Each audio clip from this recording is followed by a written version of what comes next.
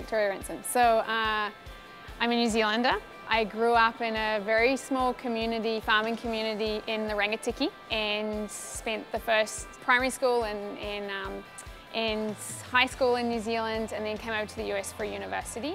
And I guess today I would define myself as an entrepreneur. I guess that's my defining thing right now. So I'm founder and CEO of a technology company that now employs 200 people, and it's all consuming and pretty much defines my life right now.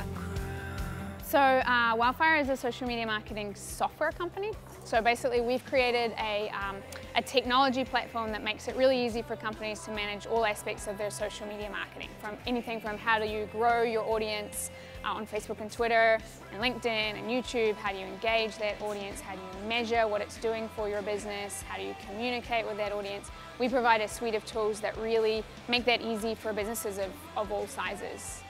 So I think my path to entrepreneurship is a pretty unusual one. I mean, I was born into a farming family, so ultimately New Zealand is made up of a lot of entrepreneurs in the rural farming world, and I had parents that worked very hard, so I guess that part of it was instilled in me, but it never even occurred to me that entrepreneurship was a career until after my first job in university. So after university, I got a job on Wall Street working for an investment bank, and had a great experience, but just was not passionate about what I was doing. I decided to really take a year off, figure out what I wanted to do, and then I thought I was going to go back to graduate school, and loved travel, loved action sports, so I decided to start a company that took people, foreigners to New Zealand to learn to snowboard and ski in the South Island of New Zealand.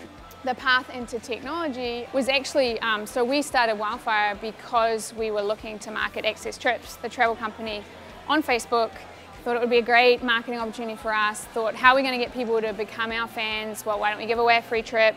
When we went to do that, we realized we'd need to build an application, a Facebook application, and we thought, well, that's kind of a barrier to entry for us, and we're pretty tech savvy. What about every other small and medium-sized company in the world?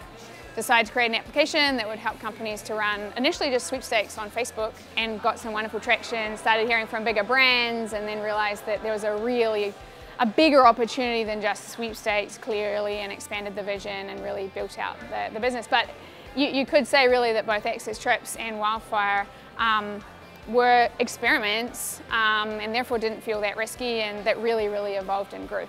So I think, you know, life growing up in the Rangitikei, it was a pretty rural, typical rural upbringing, and I wouldn't change it for the world. So what took me out of New Zealand, I mean, it was really by chance and on a bit of a whim. I was sort of always the kid that was just looking for new adventures and new opportunities, and was always just wanting to push myself that much further, that much further. So actually what happened is I heard about a scholarship program to study at an international school called the United World College. I applied, I literally didn't even talk it over with my parents, and ended up being the New Zealander selected that year.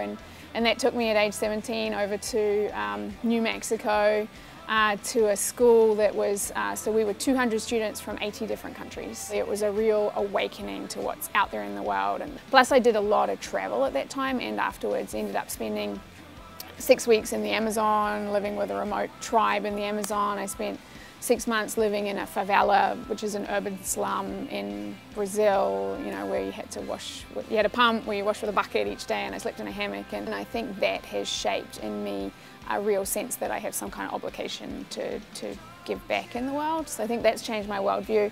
I think the role of the expat community is to open doors and share lessons. I think just the more that we can do to share these kind of stories of Kiwis that are doing things in New Zealand or outside of New Zealand, that creates inspiration for others, but it also just creates the opportunity for introductions where you know, you can, I guess, through the lessons that I've learned, maybe I can pass them along to others, and that's one mistake that they won't have to make along the way. And so I think here is one of those venues that you can really help other Kiwis to find other Kiwis that are doing interesting things. And actually I think exactly this kind of video series where you're telling stories is perhaps one of the best ways to do it, because otherwise, you know, how is someone supposed to know that I'm here doing what I'm doing and that I'm available and happy to help? And one of the things that my family always says, and my friends back home, is like, oh my God, you just haven't changed a bit. And what my sister always says is,